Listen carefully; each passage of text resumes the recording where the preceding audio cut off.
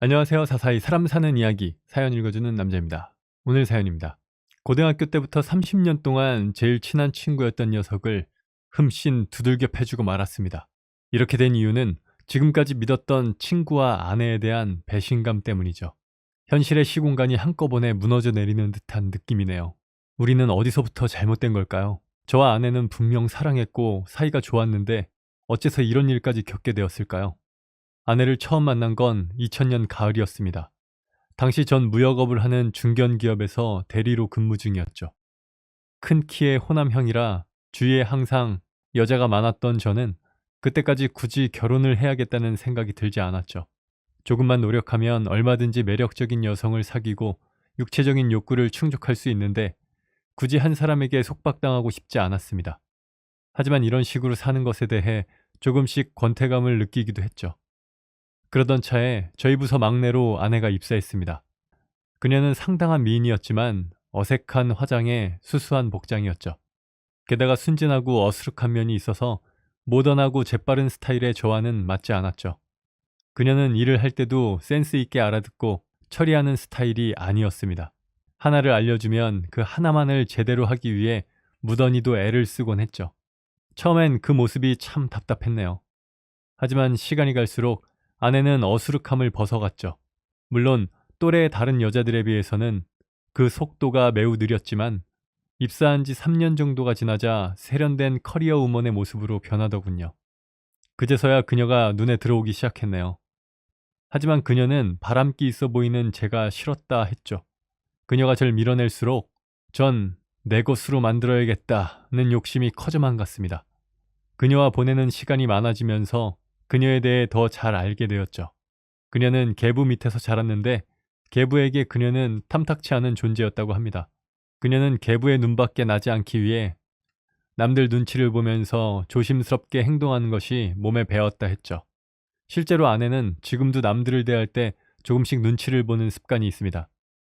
이런 사실을 잘 모르는 사람들은 그녀가 배려심이 깊다고 했죠. 하지만 저는 전후 사정을 알고 나니 더욱 그녀가 애처롭게 느껴졌네요. 그녀를 계부의 굴레로부터 자유롭게 해줘야겠다는 알 수 없는 기사도 정신이 생겼죠. 전 아내에게 진심을 보여주기 시작했고 마침내 그녀의 마음을 얻어 결혼하는 데 성공했습니다. 결혼 후 아내는 직장을 그만두고 본격적으로 제 뒷바라지를 하기 시작했죠. 아내는 2년 뒤 아들을 낳으면서 가족을 위해 더욱 헌신적인 삶을 살았네요. 그때가 제 인생에서 가장 행복했던 시절이었던 것 같습니다. 하지만 더할 나위 없이 안정적인 생활은 저에게 다시 권태를 불러일으켰고 그 마음은 조금씩 우리의 일상에 균열을 만들었죠. 전 기질이 불안정하고 자유분방했기에 결혼이라는 틀만으로 저라는 사람을 가두는 것은 역부족이었죠.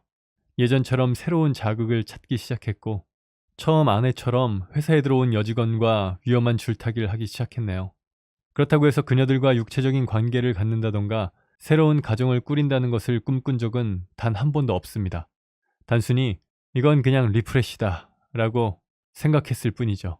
아내 몰래 다른 여자와 시간을 보내는 것은 미안하지만 오히려 이렇게나마 답답함을 푸는 것이 건강한 가정생활을 위해서도 필요하다고 스스로를 합리화했네요.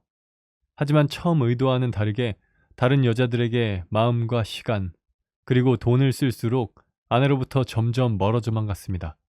퇴근 후 다른 방에서 전화를 받는 모습에 아내도 이상한 낌새를 눈치채고 의심을 품기 시작했죠. 그러다 결국 덜미를 잡혔습니다. 밤에 아내가 자는 줄 알고 오피스 와이프에게 전화를 걸어 결혼 생활에 불만을 토로하다가 그만 들키고 말았죠. 남편이 다른 사람에게 자신을 비방하는 말을 듣고 충격을 받은 아내는 그 전과는 완전히 다른 모습으로 절 대하기 시작하더군요. 전 사태를 해결하기 위해 그동안 있었던 일들을 조금 순화하여 아내에게 설명했습니다. 절대 불륜을 저지르는 것은 아니라는 사실을 강조하면서 말이죠. 실제로 아내가 오해하는 육체적인 관계 같은 것은 존재하지 않았습니다. 나름대로 지켜야 할 선을 정해놓고 그 안에서 자유를 만끽한 것뿐인데 아내는 저를 파렴치한 불륜범으로 규정하는 것 같았네요. 처음엔 잘못을 반성하기도 했지만 결백을 입증할 길은 없고 아내의 오해도 깊어만 가니 언제부턴가 저는 아내에게 해명하는 것을 포기해버렸습니다. 오히려 아내가 이 일을 빌미로 공격할 때마다 적극적으로 항변하곤 했죠. 당신이 그런 식으로 모함한다면 나도 더 이상 좋게 나가지 않겠다고 맞서곤 했네요. 아이가 어릴 때 발생한 이 사태는 우리 부부를 갈라놓는 결정적인 계기였습니다.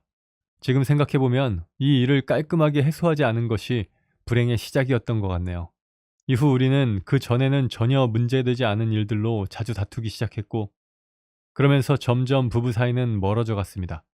아들이 성장해 갈수록 돌봐줘야 할 과제도 많아졌기에 아내는 헌신적으로 아들을 케어했죠.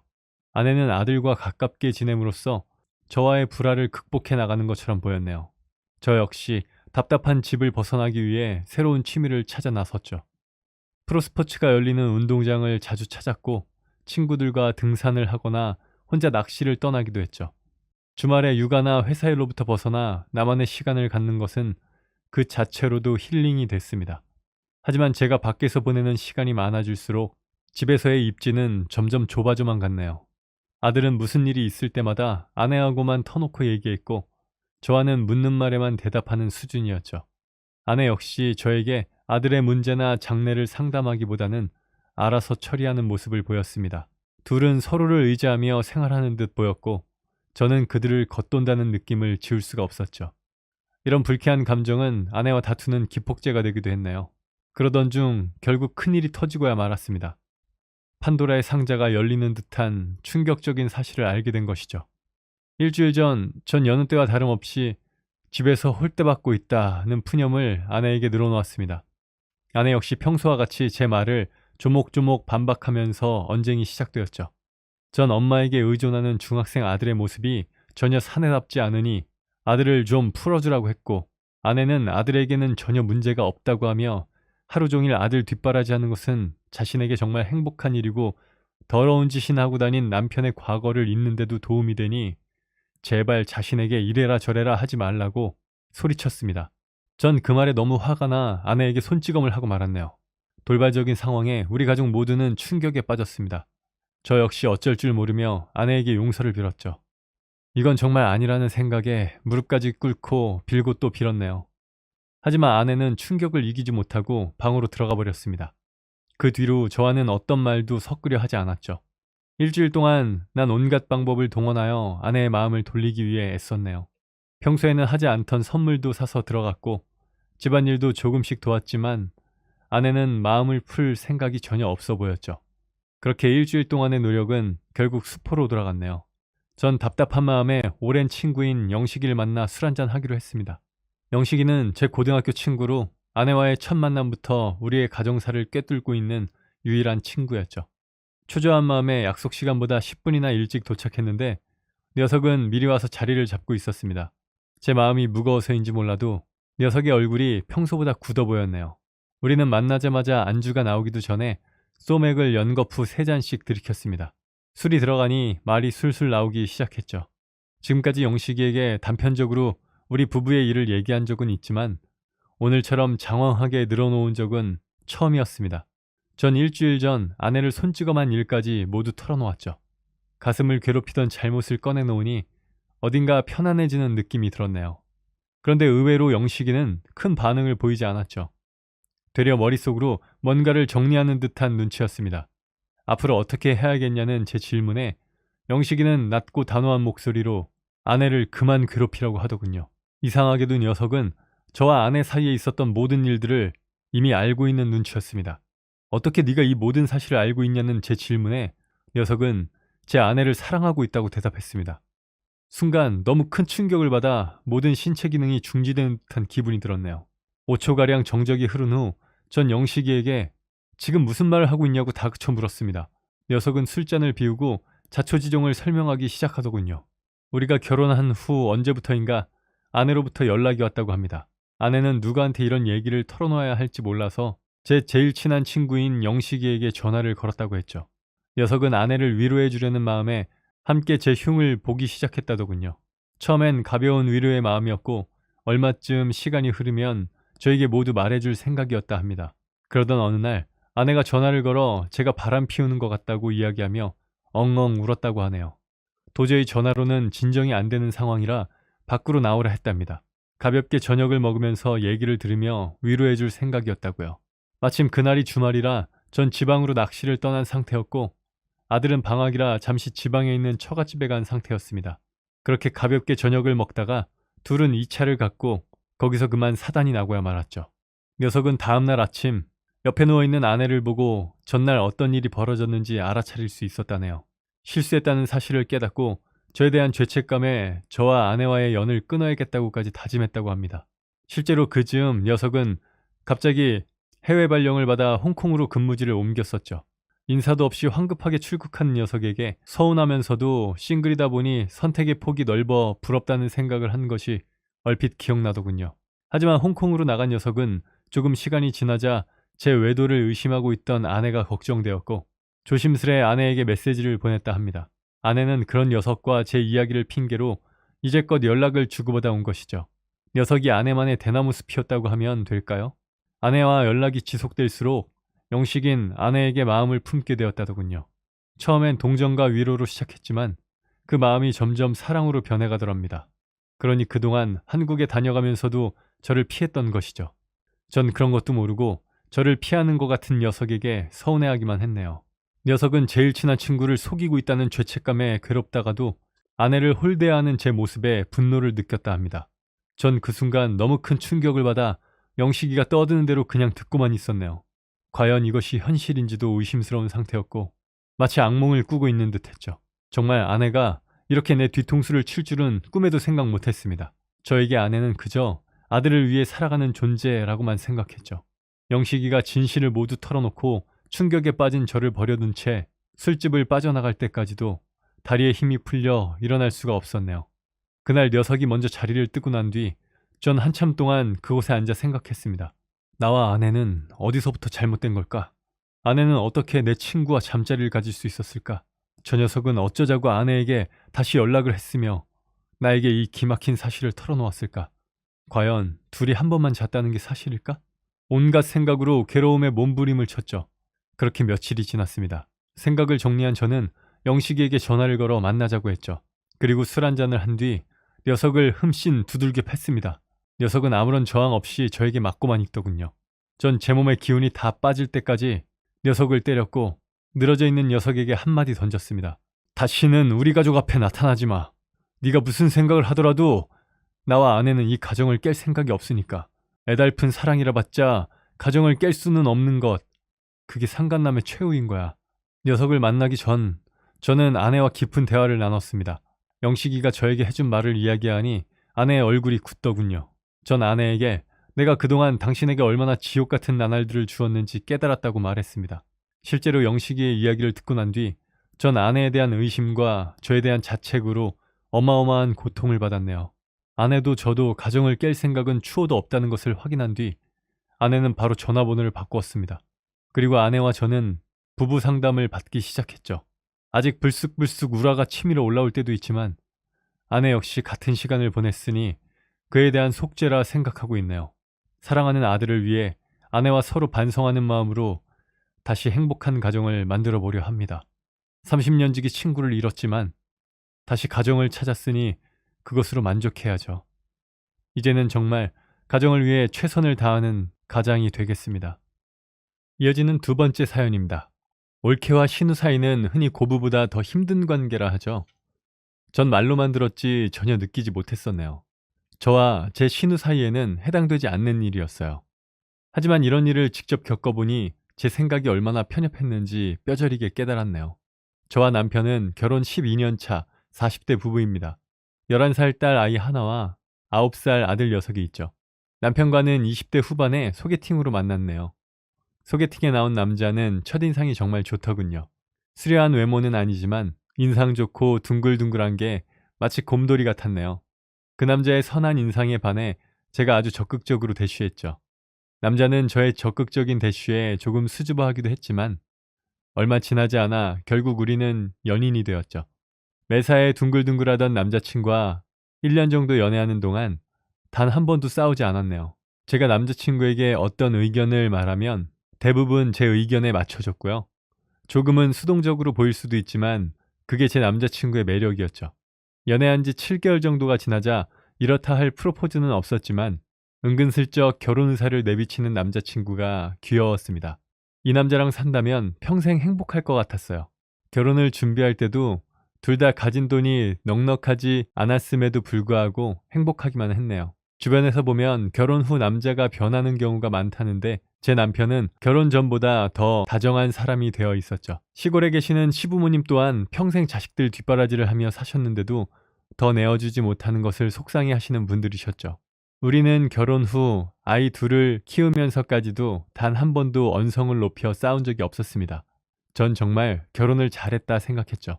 자상한 남편과 그런 아빠와 꼭 닮은 큰딸, 그리고 애교쟁이 아들, 세상 부러울 것이 없는 결혼 생활이었네요. 사실 저희 남편에게는 여동생이 하나 있습니다. 저희가 결혼하기 전부터 외국에 살고 있었죠. 20대 초반에 워킹홀리데이를 갔다가 그곳에서 남자를 만나 정착했다고 합니다. 손 아래 시누이 시집살이도 독하다는데 우리 가족과 시누는 1년에 한 번 정도 보는 게 전부였네요. 게다가 시누는 싹싹하고 밝은 성격이라 가끔 본다 해도 부딪힐 일이 없었죠. 그러다가 작년 가을 외국에 살던 시누가 이혼 소식을 알려왔습니다. 이제 4살 된 아들을 데리고 한국으로 귀국한다고요. 당연히 시골에 계시는 시부모님 댁으로 갈 줄 알았는데 시댁이 워낙 시골이라 그쪽으로 가면 바로 적응하기가 힘들 것 같다며 서울에 집을 구할 때까지만 우리 집에서 지내겠다 하더군요. 조금 걱정을 하는 저에게 남편은 길어봐야 한 달 정도라고 했죠. 힘든 일 겪고 돌아오는 신우에게 야박하게 굴 수도 없는지라 그러겠노라 했습니다. 집에 있는 방은 4개지만 아이들이 각각 1개씩 쓰고 우리 부부가 하나, 나머지는 옷방으로 쓰고 있었죠. 옷먼지 가득한 방에 시누이 모자를 재울 수는 없어서 아이들을 달래 한 방을 쓰게 하고 시누이 모자에게 둘째의 방을 내어줬네요. 그리고 시누이가 도착했습니다. 남편이 공항에서 시누이와 조카를 데려왔죠. 식사 후 아이들을 재우고 우리 부부와 시누이가 앉아 술 한잔을 하며 지금까지 힘들었던 시누이의 결혼 생활 이야기를 들었네요. 시누이의 전 남편은 현지에서 만난 한국 사람이었는데 가족에 대한 책임감이 없었다더군요. 생활비를 주지 않아 시댁이며 친정에 손 벌리기도 여러 번. 결국엔 시누이가 아이를 맡겨두고 파트타임으로 돈을 버느라 고생을 했다네요. 결국 시누이의 닭달에 전 남편은 일을 시작했는데 몇 달이 지나자 다시 생활비를 주지 않아 알고 보니 바람을 피우고 있더랍니다. 그래서 결국 위자료라고 하기에도 부끄러운 금액을 받고 4살짜리 아들을 데리고 이혼을 하게 된 것이죠. 시누이의 이야기를 듣는데 같은 여자로서 가슴이 아프더군요. 그래도 오랫동안 외국에서 생활도 했고 외국어도 잘하니 금방 자리를 잡을 수 있을 것이라 생각했습니다. 물론 집에 사람이 늘었다는 게 보통 일은 아니었죠. 일주일 정도 지나니 방을 뺏긴 둘째가 칭얼거리기 시작했네요. 큰아이와 둘째 아이는 평소 다툴 일이 거의 없는 우애 좋은 남매였는데 한 방을 쓰다 보니 싸우는 일이 잦아지더군요. 심지어 둘째가 소중하게 여기는 그림이나 장난감을 조카가 망가뜨리기도 했죠. 상황이 이렇다 보니 아이들의 스트레스가 커졌네요. 특히 둘째가 많이 힘들어했습니다. 아이들에게 조금만 있으면 고모랑 노아랑 갈 테니깐 사이좋게 지내자고 달래는 수밖에 없었네요.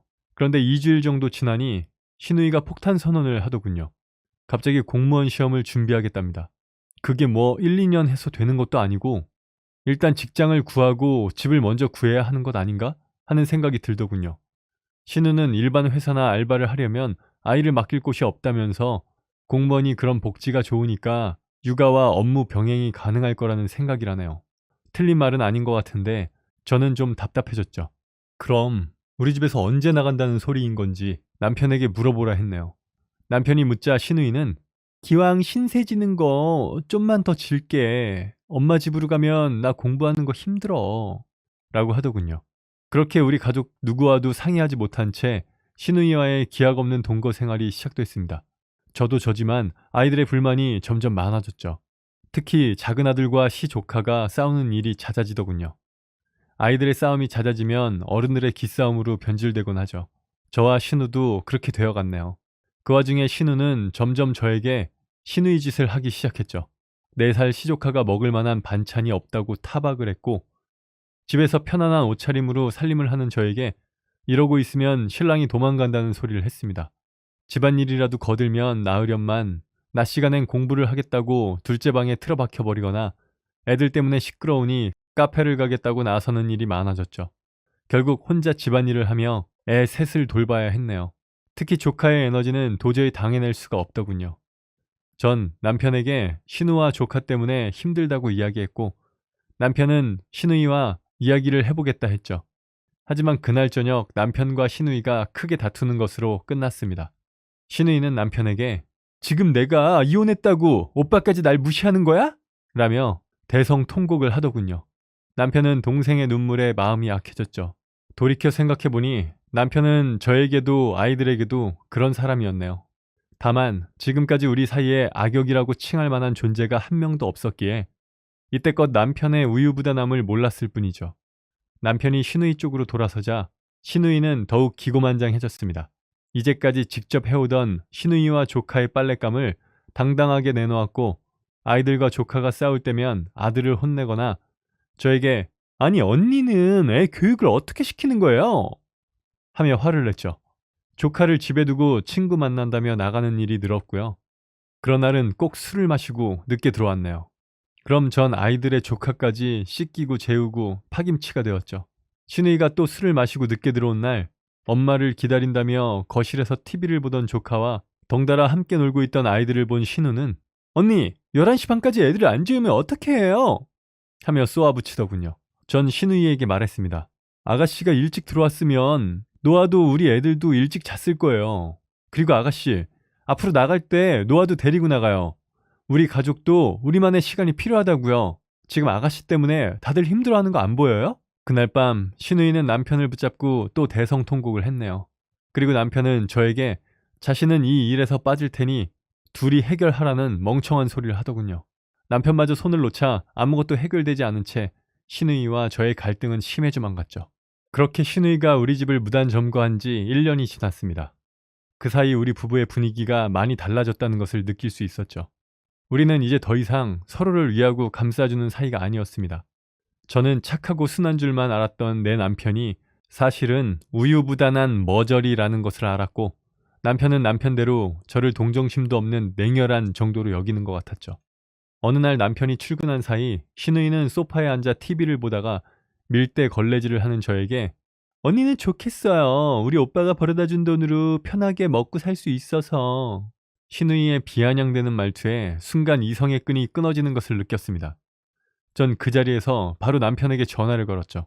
당장 당신 동생 이 집에서 내쫓지 않으면 내가 나갈 테니까 알아서 해. 그리고 그 길로 구청에 가 이혼 서류를 가져왔습니다.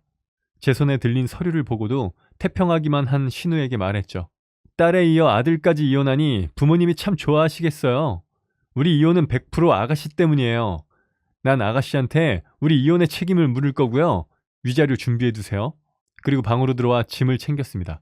제 짐을 다 싸고 아이들 짐을 챙기고 있을 때 남편이 헐레벌떡 집으로 들어왔죠. 여보, 진정해. 정말 이건 아니야. 내가 지영이 내보낼게. 정말 잘못했어. 중간에서 빠지겠다던 남편은 재빨리 태세를 전환했더군요. 1년 동안 내 집에서 식모 노릇했어. 당신한테 중재를 부탁한 게 몇 번인지 모르겠다. 난 이제 할 만큼 한 것 같아. 빈이 이제 사춘기야. 혼자 쓰던 방 동생이랑 같이 쓰느라 힘들어하는 것도 보기 싫고 준이는 지 방에 1년을 제대로 못 들어갔어. 방에 들어갈라 하면 고모가 눈치 주고 노아가 못 들어오게 하고 당신은 남편이고 아빠야. 당신이 이 상황에서 우리한테 해준 게 뭐가 있는데? 난 이제 더는 못하겠어. 내 새끼들 데리고 편하게 살래. 위해야 하는 사람이 누가 우선인지도 모르는 남편, 아빠. 우리도 필요 없어. 당신은 당신 동생 데리고 살아. 서류 저기 있으니까 작성해서 보내. 남편은 무릎을 꿇고 빌다가 나가려는 저를 온몸으로 막다가 난리를 쳤네요. 결국 남편에게 가로막혀 짐가방은 둔 채 지갑과 차키만 챙겨 집 밖으로 나왔습니다. 그리고 아이들의 학교 앞으로 갔죠. 자신들을 기다리는 엄마를 본 아이들이 신이 나서 달려오더군요. 전 1년 만에 아이들과 오붓한 데이트를 즐겼습니다. 함께 영화도 보고 외식도 하고 아이스크림도 먹었죠. 행복해하는 아이들을 보면서 미안한 마음에 콧등이 시큰거렸네요. 계속 남편에게 전화와 문자가 왔지만 모두 받지 않았습니다. 그리고 9시쯤 아이들과 집으로 들어갔죠. 소파에 앉아있던 남편이 현관으로 달려나와 우리를 맞이했죠. 그리고 신우이와 조카는 집에 없었습니다. 남편은 큰아이 방에 있던 둘째의 짐을 모두 둘째의 방으로 옮겨두었더군요. 제 방에 들어가 본 큰아이가 고모랑 노아 없어. 이제 우리만 살아? 라고 물었습니다. 남편이 고모랑 노아는 할머니 집으로 갔어 라고 답했죠. 둘째 아이가 환호성을 지르며 뛰더군요. 야호! 이제 우리만 산다! 그런 아이들을 바라보는 남편의 얼굴에 민망함이 스쳤네요. 그날 밤 아이들을 재운 후 우리 부부는 식탁에 앉아 술을 한잔 했습니다. 남편이 먼저 입을 열었죠. 여보, 정말 미안해. 지금까지 당신이 힘들어하는 거 알고 있었어. 근데 내가 좀 무른 사람이잖아. 중간에서 어떻게 해야 할지 모르겠더라. 지영이가 이혼한 게 안타깝기도 하고 아빠 없이 자랄 노아가 안쓰럽기도 하고 당신이 집에서 고생할 거라는 걸 알고 있으면서도 내 눈으로 직접 보거나 겪지는 않으니까 그냥 시간이 지나면 점점 좋아지겠지 정도로만 생각했나 봐. 나도 그렇게 이혼한 아가씨는 안타깝게 생각해. 노아도 안쓰럽지. 왜 아니야? 나도 애가 둘인 엄만데. 근데 우리의 생활 영역이 침범을 받는 건 다른 문제야. 당신이 우리 가족의 문제를 나와 아가씨의 문제로 치부하고 빠졌을 때 난 당신이 이렇게까지 무책임할 수 있는 사람이었다는 걸 알았어.